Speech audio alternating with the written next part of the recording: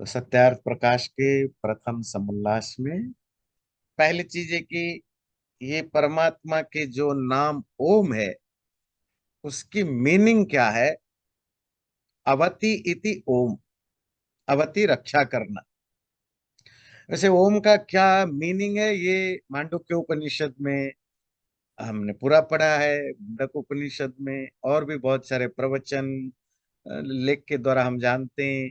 3+1 अ उ अम ओम, फिर एक इनविजिबल जो साउंड होता है चौथा।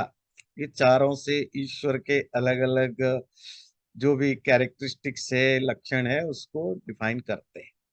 ये तो हुआ उपनिषद ने जिस तरह ओम की को इंटरप्रेट किया। पर उसकी जो ग्रामर अर्थात ओम जिस रूट से बना है वो है अवधातु।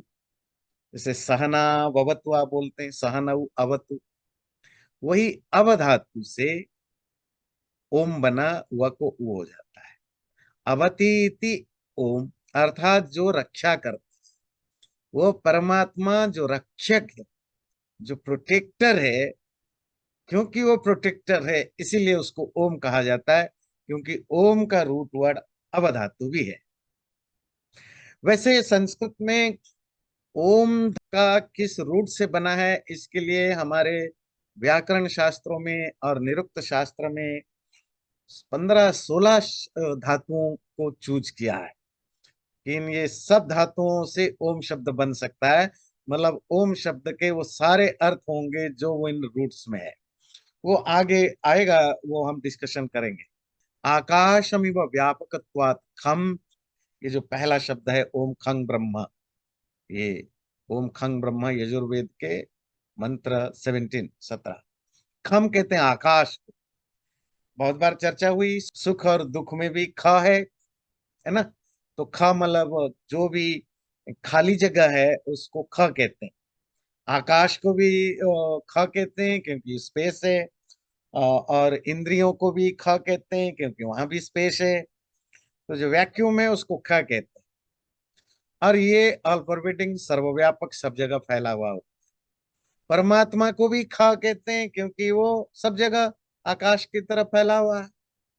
तो वो परमात्मा जो ओम है, सबका रक्षक है। और ख आकाश की तरह सर्वव्यापक ऑल परवेडिंग है। और ब्रह्म सर्वेभ्यो बृहत्वात् ब्रह्म, सबसे बड़ा, अर्थात it is greater than everyone everything, सबसे बड़ा होने से भी उसको ब्रह्म कहते हैं। तो ये जो ओम खंग ब्रह्म तीन शब्द है, वो तीन शब्द का एक शॉर्ट संक्षिप्त यहाँ व्याख्या दी। आगे डिटेल में चर्चा हो। तीसरे नंबर है सब वेदादि शास्त्र है परमेश्वर का प्रधान और निज नाम ओम से कहा है, अन्य सब गौणिक है। 3 नंबर क्या है? ओम इति तदक्षरमिदं सर्वम तस्य उपव्याख्यानम। ये जो ओंकार है अक्षर, वो उस दूसरे अक्षर अविनाशी, है ना, अनडिस्ट्रक्टिबल परमात्मा का ही नाम है। ओम से बाकी सब सब चीजों की व्याख्या हो जाती है। और दूसरी चीज है, जैसे कि हम पिछले बार डिस्कस कर रहे थे, आप जितने भी नाम परमात्मा को आपको मिलेगा हमारे यहाँ, ब्रह्मा विष्णु शिव वरुण ब्रह्मा परमात्मा ईश्वर भगवान देव महादेव, जो भी शब्द परमात्मा के लिए मिलेगा वो सब परमात्मा के एडजेक्टिव है, विशेषण। और विशेषण की एक जो स्पेशलिटी है, स्पेसिफिक नेचर है, वो किसी स्पेसिफिक इंडिविजुअल के लिए काम नहीं करते। वो दुनिया में हर वो वस्तु के लिए काम करेंगे जिसमें वो गुण हो। जैसे सपोज आप कहेंगे सुंदर। अब ये थोड़ी है कि सुंदर एक व्यक्ति सुंदर होगा, करोड़ों लोग सुंदर है।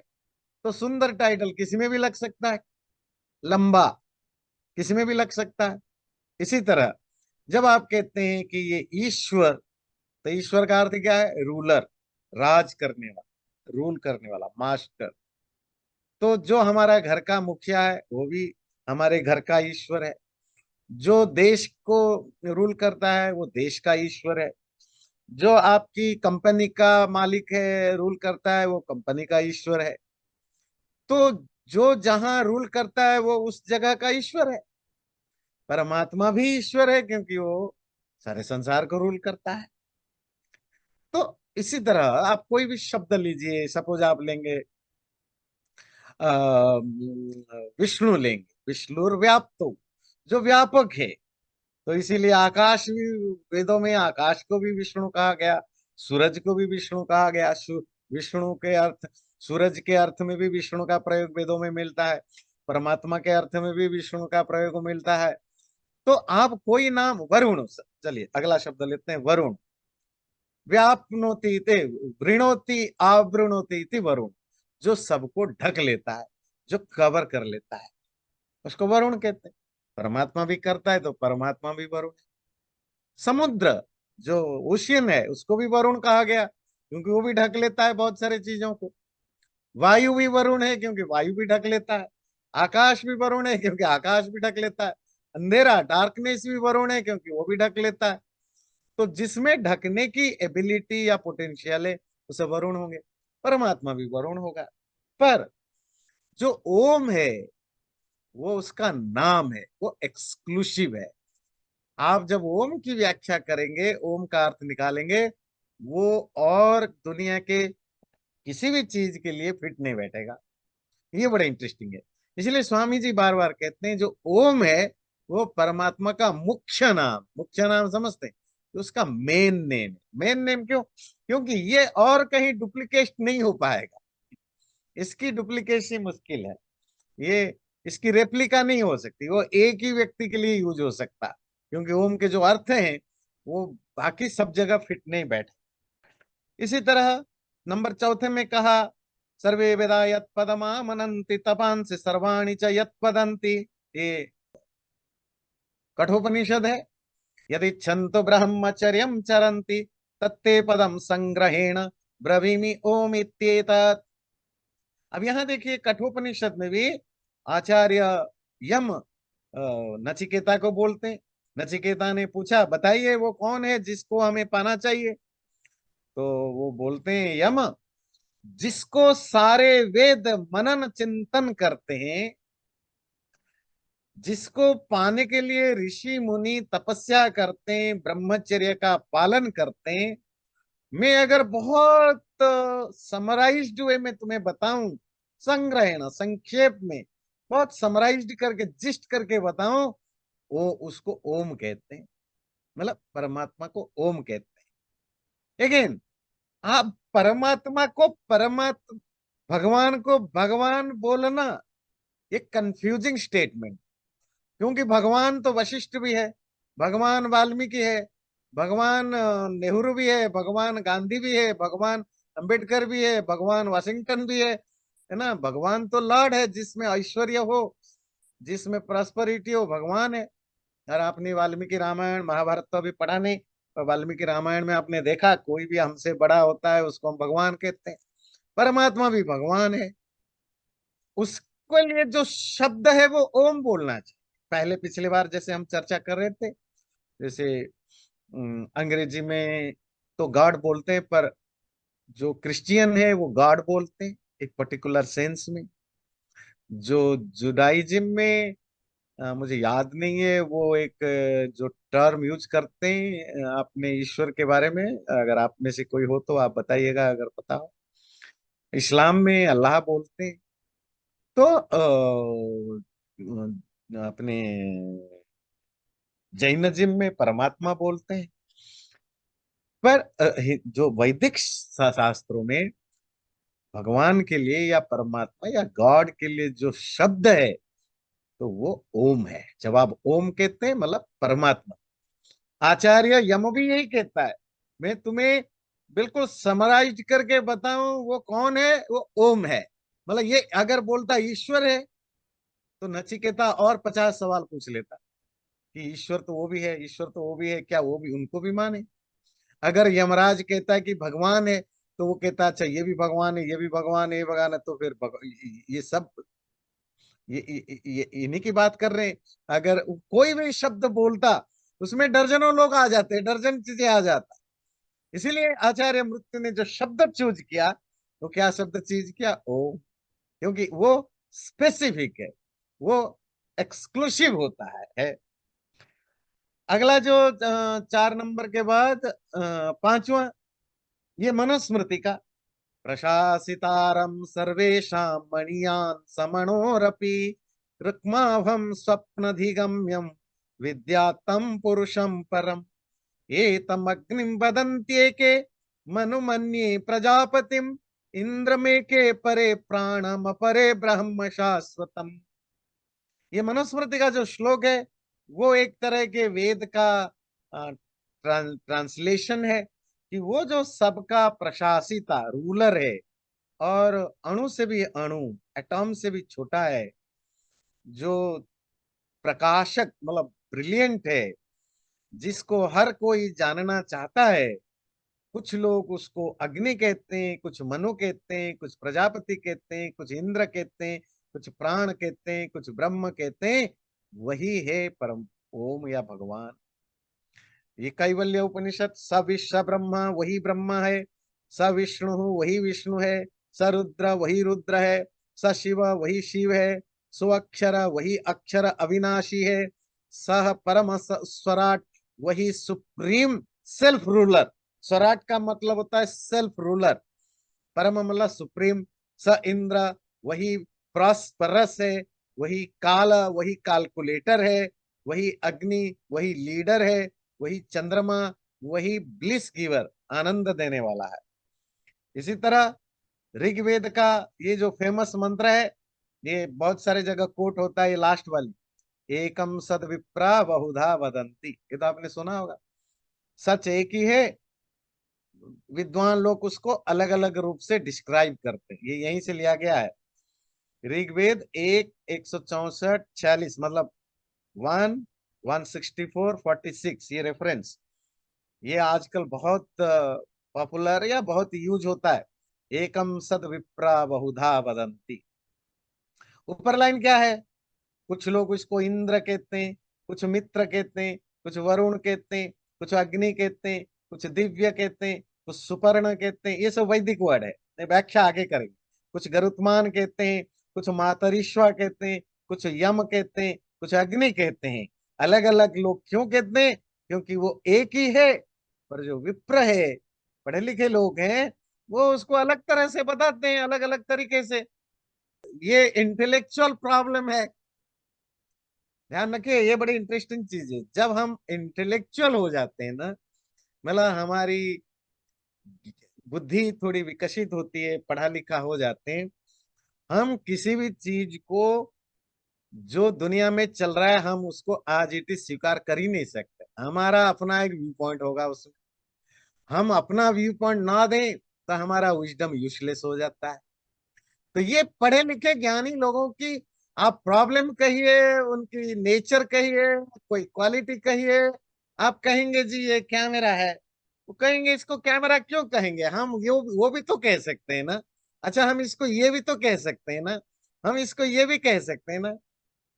तो इसीलिए जब बहुत ज्यादा इंटेलेक्चुअल लोग होते हैं ना, उनके बीच में आम लोग बैठेंगे तो सर पकड़ के बाल नोच के भाग जाएंगे। इसको कहते हैं बाल से खाल से बाल निकालना, या बाल से खाल निकालने। पर देखो, साइंस इसी तरह डेवलप हुआ। बाल से खाल नोचने से ही। और ये हमारे यहाँ भी जब आप देखेंगे, जो लोग वेदांत क्लास में आते हैं, आप देखते हैं उपनिषद के एक एक शब्द को कैसे वो, मतलब आपको लगता होगा क्या ठीक है, हो गया ना आत्मा परमात्मा ये सब, कि क्या बाल से खाल निकाल। पर that's how the intellectual discussion.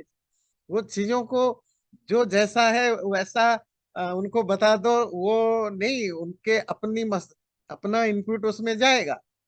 तो क्योंकि विद्वान लोगों की ये बीमारी है, या उनकी नेचर है कि वो जो लिखा पढ़ा है उसमें वो खुश नहीं है, वो अपना इनपुट जरूर डालेंगे। इसीलिए इसीलिए ही अलग अलग तरह के नाम से भगवान जाने जाते हैं, या अलग अलग इंटरप्रिटेशन भी किए जाते हैं। हर एक का अपना इंटरप्रिटेशन है। पॉलिटिक्स में भी वही प्रॉब्लम है, कॉन्स्टिट्यूशन में भी वही प्रॉब्लम है। हर वकील की, हर जज की, हर पॉलिटिशियन की अपनी इंटरप्रिटेशन है, क्योंकि जैसे ही आप पढ़े लिखे हो जाते हैं, हर चीज को आप अपनी एजेंडा या अपनी एबिलिटी के हिसाब से इंटरप्रेट करते हैं। और ये ह्यूमन नेचर है, ये मानव की स्वभाव है। तो किसी को लगा कि नहीं, ये जो भगवान है वो यम शब्द ज्यादा अप्रोप्रिएट है। क्यों? क्योंकि वो सबको रेगुलेट कर रहा है। यम का मतलब रेगुलेट करने वाला। That is the best thing. देखिए, मेरे पास भी जैसा मैं प्रवचन करता हूँ या क्लासेस लेता हूँ, तो बहुत सारे लोग प्रवचन के बाद आते हैं। बहुत सारे मतलब कुछ लोग आएंगे, वो अपना कहेंगे, देखो ये वाला ना, ये ऐसा होना चाहिए, ये ऐसा होना चाहिए। जब आप कोई इवेंट करते हैं तो आपने कभी देखा है, इवन जो सजावट भी करते हैं, मतलब आप डेकोरेशन करते हैं, आप खुद जा करके बातचीत करके अपनी आइडिया से डेकोरेशन करेंगे, इट्स डिफरेंट थिंग। अगर आपने 15 लोगों को बैठा दिया कि फाइनलाइज करो कि डेकोरेशन कैसे होना चाहिए, आप पागल हो जाएंगे।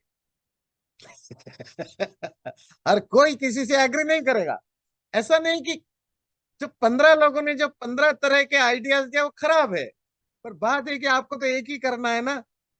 आप कहेंगे मेरे जंगल की थीम हो, वो कहेगा नहीं गोल्डन थीम रखो, वो कहेगा नहीं मॉडर्न थीम रखो, वो कहेगा नहीं स्काई थीम रखो। तो सब अच्छे हैं पर आपको तो एक ही चुनना है। इसी तरह भगवान के नाम पर भी यही प्रॉब्लम हुआ। किसी को लगा नहीं, ब्रह्म शब्द जो है वो ज्यादा अप्रोप्रिएट है, क्योंकि क्योंकि वो होता है सबसे बढ़ा हुआ है।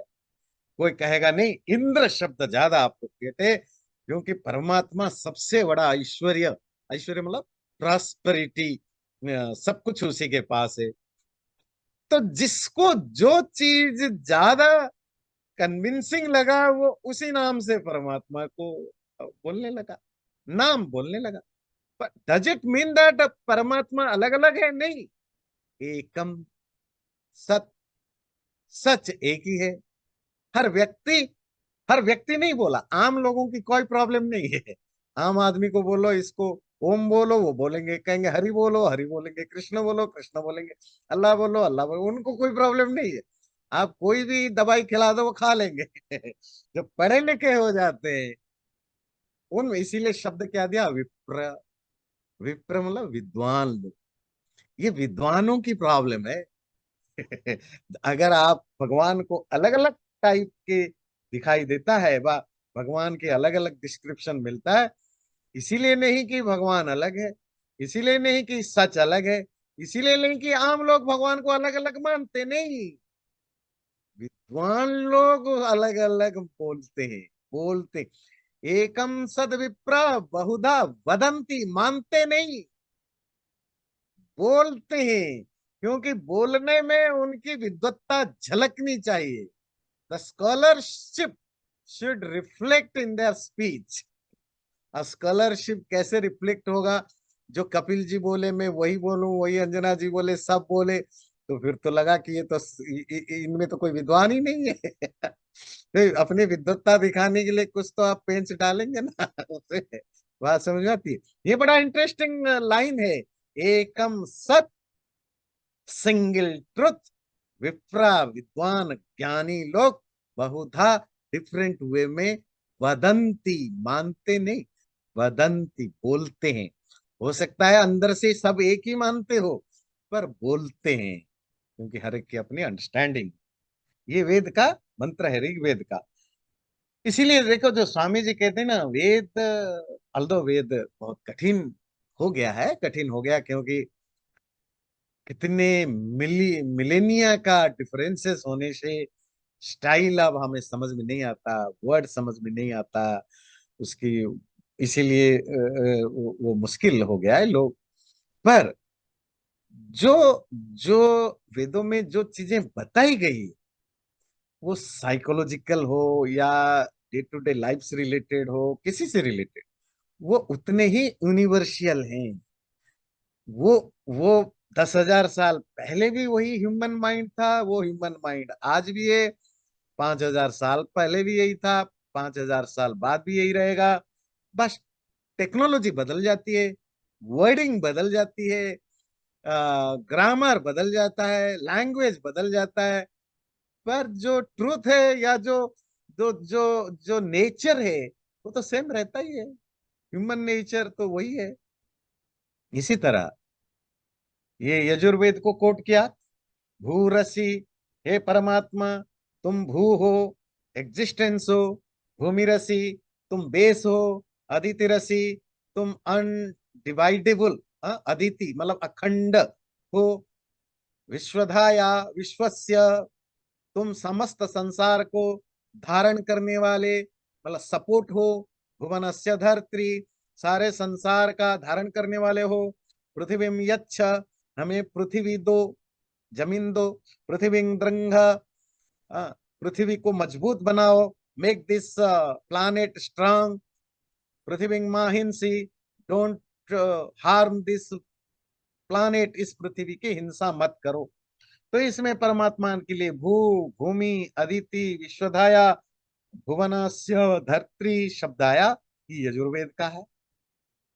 इस मंत्र में इंद्र परमेश्वर के ही नाम से इसीलिए यह प्रमाण लिखा। अच्छा, तो उन्होंने जो सामवेद की कोट किया, इंद्रो मन्हारोदसी पप्रथच्छव इंद्र सूर्य मरोचयत, वो इंद्र जिसने सूर्य को तेजस्वी बनाया, तेजस्वी समझते ब्रिलियंट, वो सूर्य जिसने जो पृथ्वी लोक और सूर्य लोकों की जो जो जो मीटिंग पॉइंट है उसको बनाया।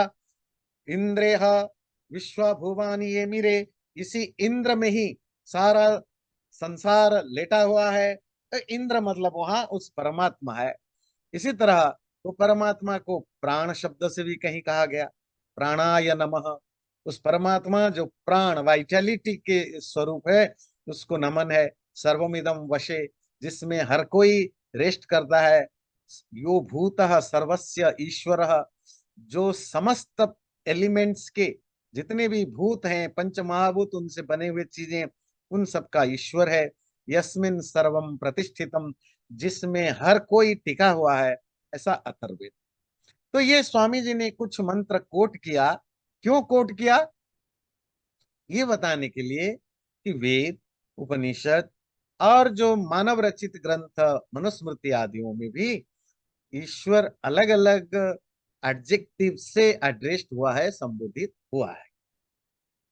तो इत्यादि प्रमाणों के ठीक ठीक अर्थों को जानने से इन नामों करके परमेश्वर का ही ग्रहण होता, क्योंकि ओम और अग्नि आदि नामों के मुख्य अर्थ से परमेश्वर का ही ग्रहण है, जैसा कि व्याकरण। ओके, यहां तक लेते हैं।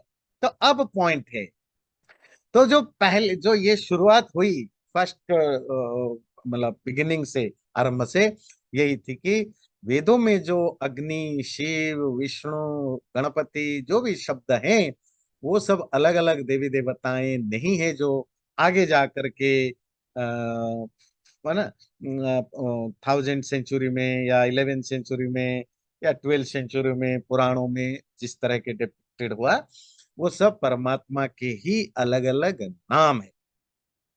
और उसके लिए ये कुछ उन्होंने एग्जाम्पल दिया, अग्नि आदि शब्द कैसे परमात्मा के अर्थ में ही यूज हुआ है, और कैसे आप समझेंगे कि ये परमात्मा के अर्थ में है और दूसरे अर्थ में नहीं है।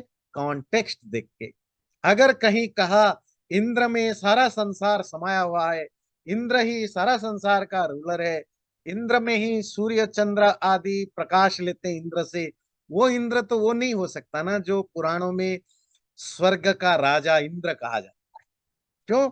वो स्वर्ग का राजा है, उसको काम पड़ता है तो वो धरती पर आ जाता, उसको जेलेसी होती थी तो ऋषियों के खिलाफ वो कंस्पिरेसी करता था। उस इंद्र में सारा संसार समा नहीं सकता, उस इंद्र से सूरज रोशनी नहीं लेता है। तो जब इंद्र शब्द इस कॉन्टेक्स्ट में आए, वहां फिर इंद्र का अर्थ पुराण का वो इंद्र नहीं जो स्वर्ग का राजा है, अभी तो ये परमात्मा के अर्थ में है जो सर्वव्यापी। ये बेसिक चीज है। आचार्य जी, हाँ जी।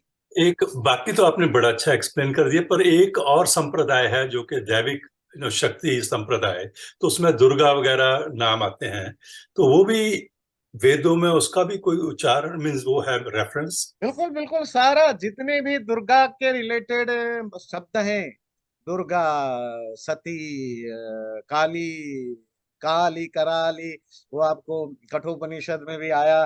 वो अग्नि के, आग के जो अलग अलग लपटे हैं ना, जो जो जो डिफरेंट टाइप्स ऑफ, क्या कहेंगे, फायर की जो वो कलर्स। होते हैं, कलर्स, वो उसमें उसमें काली शब्द आता है। और वेदों में भी इस तरह के बहुत बहुत आते हैं, पर वो नाम आता है। अब चलिए, अब वैसे तो स्वामी जी ये फर्स्ट चैप्टर आप यही सब पढ़ेंगे, इवन कुछ फेमिनिन देवियों का भी मीनिंग पढ़ेंगे। चलो लेते हैं दुर्गा शब्द, क्या मतलब है? दुह, दो मतलब कष्ट, मुश्किल, गह, जाना।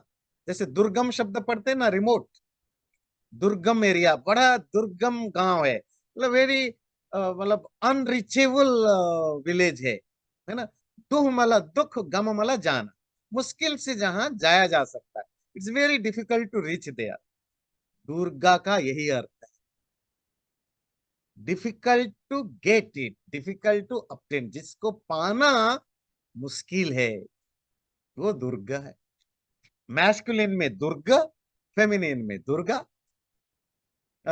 हम देखेंगे इवन इसी फर्स्ट चैप्टर में आप बहुत सारा फेमिनिन, जैसे दुर्गा, पार्वती, ये सब शब्द आप पढ़ेंगे। पर ये भी पढ़ेंगे, इसी इसी चैप्टर में ही पढ़ेंगे सब चीजें। पर आचार्य जी, दुर्ग जो है वो किले को भी तो बोलते हैं। हाँ बिल्कुल, बड़ा इंटरेस्टिंग आपने उठाया। इवन जो जो जो फोर्ट्स होते हैं, किला, उसको भी दुर्ग बोला जाता है। क्यों? सेम एटिमोलॉजी है। जहां जहां घुसना जाना डिफिकल्ट है ना, किला का पर्पस यही है ना, कि आप वहां घुस ही नहीं पाए। दुर्ग, इस संस्कृत में इसके लिए दुर्ग शब्द है। तो वही दुर्ग और दुर्गा सेम चीज है। हर उपनिषदों में मंत्र आता है, जिसको पाने के लिए, अभी कठोपनिषद में पढ़ा, लोग तपस्या करते हैं, जीवन दे देते हैं, पर तब भी उनको नहीं मिलता। So hard to get it, है ना। That's why it's Durg, Durga. ये फर्स्ट चैप्टर में तो आपको बहुत कुछ एक्चुअली आई ओपनिंग चीजें मिलेगा। ये सिर्फ इसको शब्दों की एटिमोलॉजी नहीं, अभी तो आपको पूरा जो देवतत्व है, जो द कंसेप्ट ऑफ देव या गॉड, उसमें बहुत सारे क्लैरिटी आपको आएगी। जो एक चीज हमें ध्यान रखने की है, जेंडर के बारे में, बहुत सारे, जैसे सारे रिलीजन में परमात्मा जो है, मतलब जो गॉड है, वो मैस्कुलिन है, मेल है। और बहुत सारे अब्राहमिक रिलीजन में तो फीमेल का वैसे ही सेकेंडरी उनका रोल है ना। और इवन मॉडर्न हिंदुइज्म में भी। पर हमारे यहाँ वो जो वैदिक कंसेप्ट है, जेंडरलेस गॉड, जेंडरलेस गॉड, तो जेंडरलेस जब हो जाएगा, प्रॉब्लम क्या है?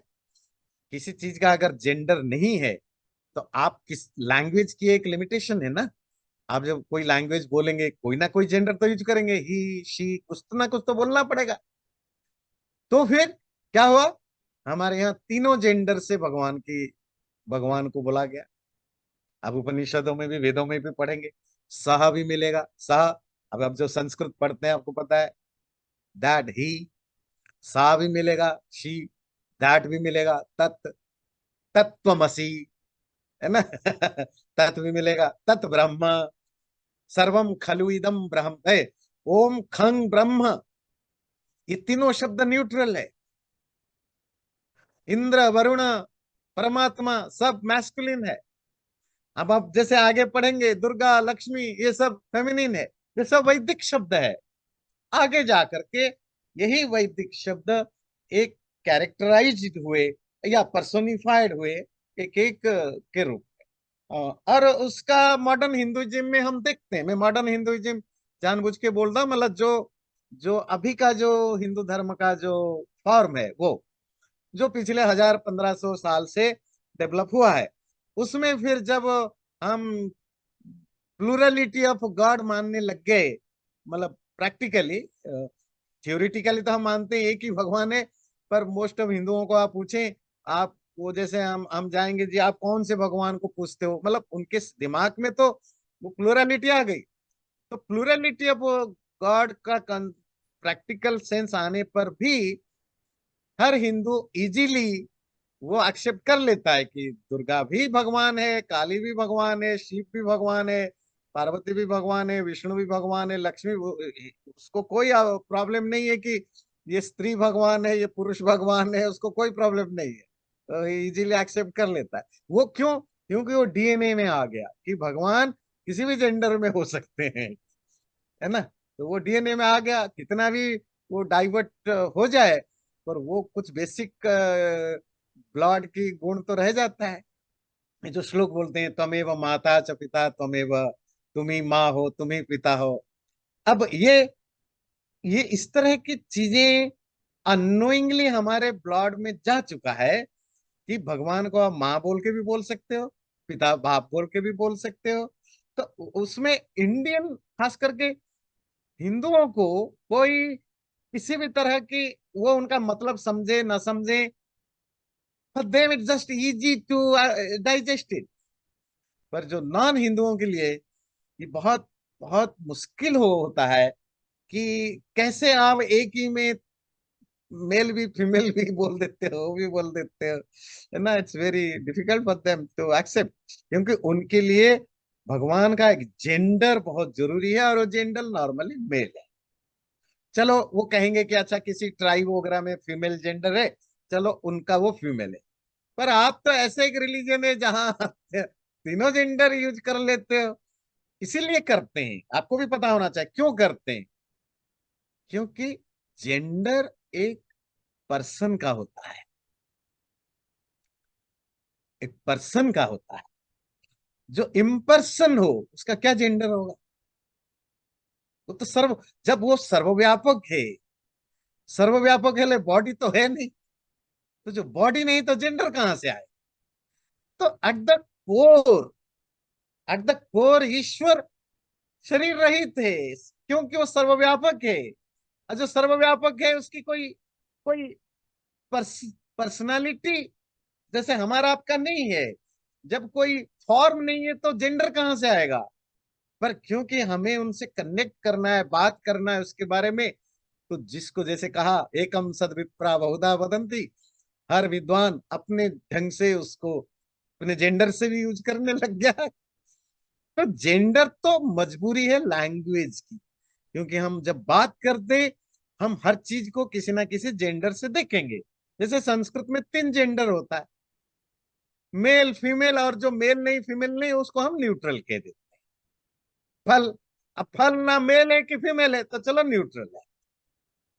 तो इसी तरह परमात्मा मेल भी नहीं, फीमेल भी नहीं, न्यूट्रल भी नहीं, इसलिए तीनों जेंडर से आप यूज कर सकते हो। तो उसके पीछे एक बड़ा फिलोसॉफिकल कंसेप्ट है, परमात्मा का जेंडरलेस होना या तीनों जेंडर में जाना जाना। दोनों, ये दोनों एक ही सिक्के की कॉइन के दो तरफ है।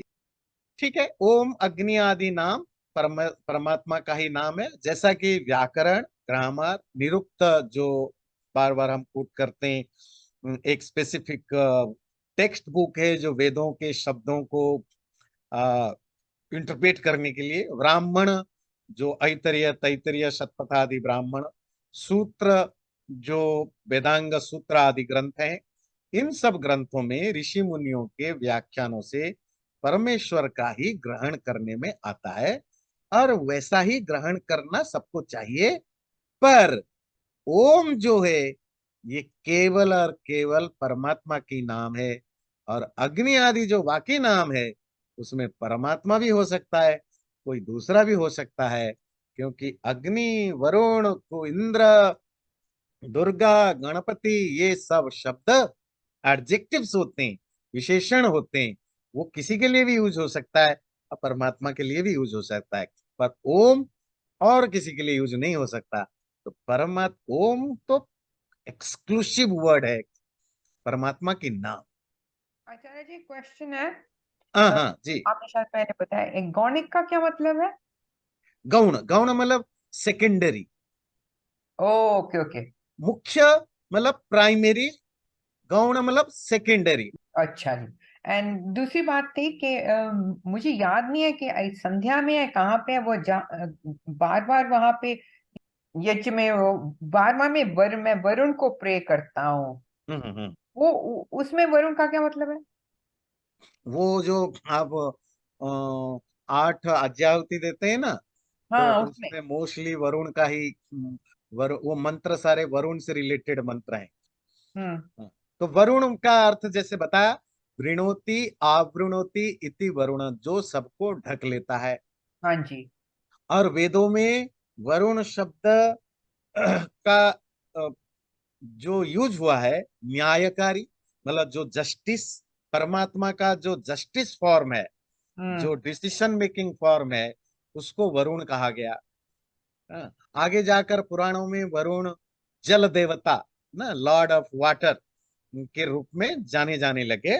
पर वेदों में परमात्मा और परमात्मा का जो न्याय न्याय करने का, न्यायकारी मतलब जजमेंट देने वाला या जस्टिस करने वाला का जो फॉर्म है, वो वरुण के रूप में जाना जाता है। अच्छा। एक बड़ा इंटरेस्टिंग अथर्ववेद में मंत्र आता है, वो मंत्र तो याद नहीं आ रहा है, पर उसकी जो मीनिंग है उसमें वो आता है कि कोई अगर अंधेरे में छुप के चोरी करे, या कोई दो व्यक्ति अकेले में एक किसी की बुराई करे, कोई अकेले में झूठ बोले, तो वो ना समझे कि उनको कोई नहीं देख रहा है, वरुण वहां हर किसी को देख रहा है, सुन रहा है। तो वहां परमात्मा शब्द नहीं है, वहां ब्रह्म शब्द नहीं है, वहां वरुण शब्द है।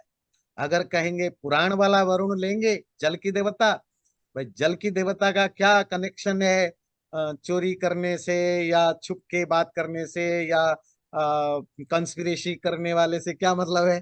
तो ये न्यायाधीश का मतलब है। वो परमात्मा का जो न्याय करने वाला, न्याय समझते हैं ना, जस्टिस, हम्म। जस्टिस करने वाला रूप है। अर्थात परमात्मा सब जगह, तुम कितने भी अकेले में बात करो, वहां उन दोनों के बीच में तीसरा परमात्मा भी है, जो हर चीज नोट कर रहा है कि तुम क्या कर रहे हो। पर वहां जो परमात्मा के लिए शब्द आया, वरुण शब्द आया, पर वरुण की लिटरेरी मीनिंग है ढकने वाला, जो हम्म। सबको कवर कर लेता है, तो ढक लेता जैसे हम प्रे करते हैं, तो हम ये कह रहे हैं कि वो न्यायकारी, है। ढकने हाँ, वाला मतलब सर्वव्यापक है। या तो स्वामी जी यही अर्थ करते हैं, हे न्यायकारी, सबको आच्छादित करने वाले भगवान। तो स्वामी जी ऐसे ही लिखते हैं परमात्मा के वरुण के अर्थ में। धन्यवाद। तो ये ध्यान रखिए, ओम परमात्मा का एक्सक्लूसिव नेम है, बाकी नाम तो किसी के भी हो सकते हैं। इससे क्या सिद्ध हुआ, ये इंटरेस्टिंग है, जहां जहां भी स्तुति मतलब ग्लोरिफिकेशन, प्रार्थना मांगना, आस्किंग समथिंग, उपासना परमा उसको पाने की, या उससे उसकी भक्ति करना, या सर्वज्ञ, ऑल नोइंग, सब कुछ जानता है, व्यापक, सब जगह फैला हुआ है, शुद्ध मतलब प्योरेस्ट, सनातन इटर्नल, सृष्टिकर्ता क्रिएटर, ऐसा कहीं भी एडजेक्टिव आपको देखने को मिले किसी किसी नाम के साथ, तो समझ लेना कि वो सब परमात्मा के ही एडजेक्टिव है। सपोज कहीं दिया सृष्टिकर्ता इंद्र, किसी पुराण में, किसी भी पुराण में इंद्र को सृष्टिकर्ता नहीं बताया, है ना? तो अगर वेदों में इंद्र शब्द आता और लिखा सृष्टिकर्ता, फिर आप उस इंद्र का अर्थ वो नहीं करेंगे ना कि ये स्वर्ग का राजा है। तो यही स्वामी जी क्लियर करते हैं। पिछली बार वेदांत क्लास में हम एक पढ़ रहे थे वेद का एक मंत्र, गो के साथ सोम रस को मिला के आहुति दो। गो, वैसे तो गो के 16 अर्थ हैं। गो मतलब पृथ्वी, गो मतलब इंद्रियां, सेंसेस, गो मतलब सूरज की जो रेज है, किरण है, गो मतलब गाय, गो मतलब वाणी, ऐसे गो मतलब विद्या क्यों है, हम बाद में चर्चा करेंगे। गो के बहुत सारे अर्थ हैं, और यहाँ गो गाय के अर्थ में ही आया। अब इसका अर्थ आप ऐसे करेंगे कि गाय के साथ सोमरस को मिला के आहुति दो, फिर तो बिल्कुल वही जैसे वेस्टर्न लोग निकालते हैं, मतलब गाय को काट के उसके मांस में सोमरस मिला के आहुति दो।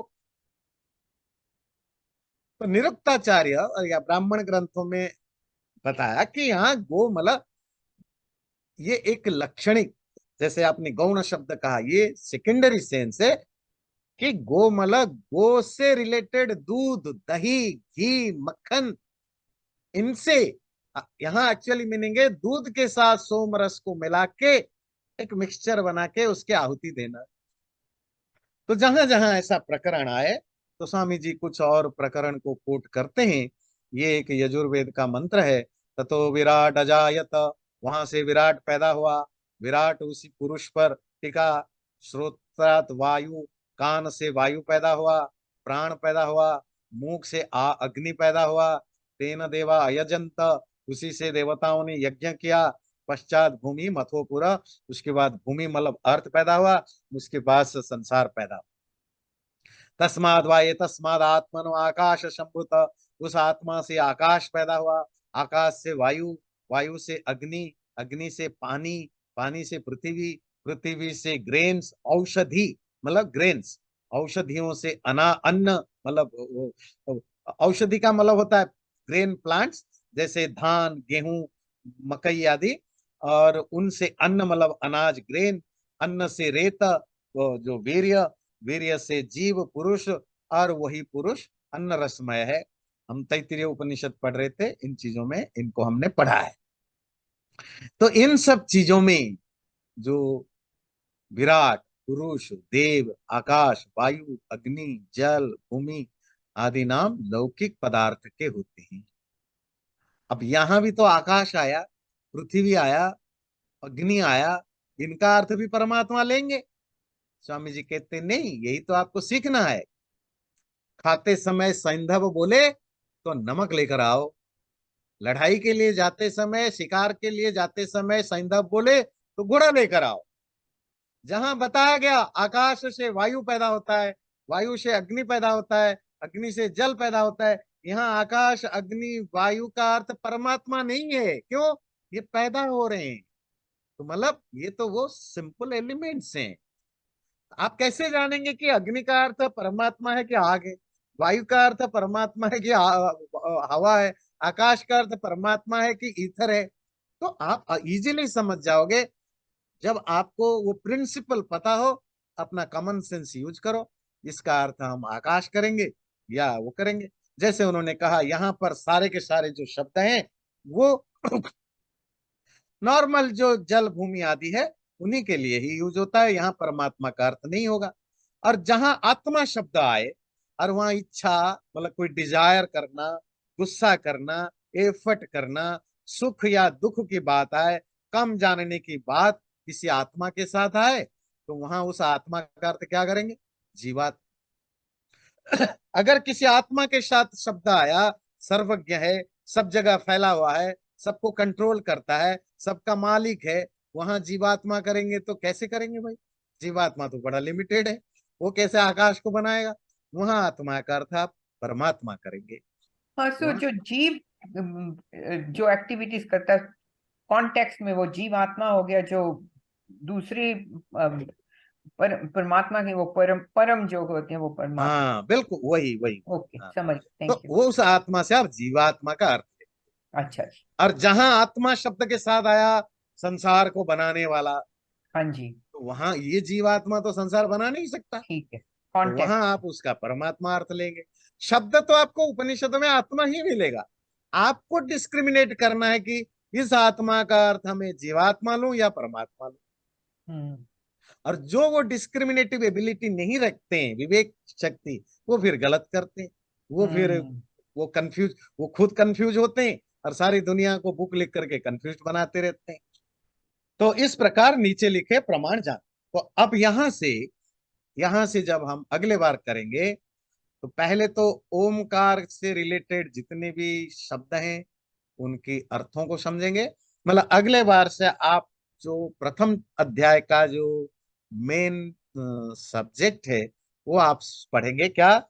वो जो भगवान के लिए या मंत्रों में जो शब्द यूज हुआ है, उस शब्द की रियल ग्रामेटिकल मीनिंग क्या है, रूट मीनिंग क्या है। और उस मीनिंग को जानने के बाद आप खुद समझ जाएंगे ये परमात्मा के लिए यूजेबल है या नहीं है, दूसरों के लिए यूजेबल है या नहीं है, अगर दोनों के लिए यूजेबल है तो कहाँ है कहाँ नहीं। तो इसको पढ़ने के बाद आप खुद सेल्फ डिसीजन मेकर बन सकते हैं कि मैं अब ये मैं पढ़ रहा हूं, इसका अर्थ में क्या निकला। फिर आपको किसी विद्वान पर डिपेंड करने की जरूरत नहीं है कि मैं कंफ्यूज हो रहा हूं, मैं इसका अर्थ क्या निकालूं। तो आपकी क्लैरिटी आ जाएगी। ठीक है ना, वो हम अगले बार से करेंगे। मैं नोट कर देता हूं। चैनल को सब्सक्राइब जरूर करें और वीडियो अच्छा लगे लाइक भी जरूर करें।